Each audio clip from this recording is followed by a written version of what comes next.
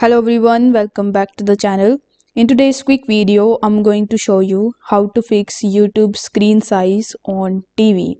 So if your YouTube screen is too big or too small on your TV, here are some of the things that you can do in order to troubleshoot this problem.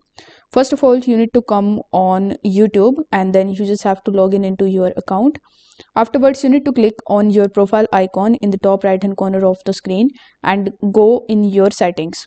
Now in your settings, you just have to simply look for the fill or screen fit, and if you find that option, you just have to simply toggle it off to restore the normal size. After that, you need to press your TV remote's setting button and find picture or display settings. Then you need to set the aspect ratio to 16:9, or you can select it as fit to screen. If parts of your screen are cut off, you need to go to your TV settings and turn off the overscan for a perfect fit.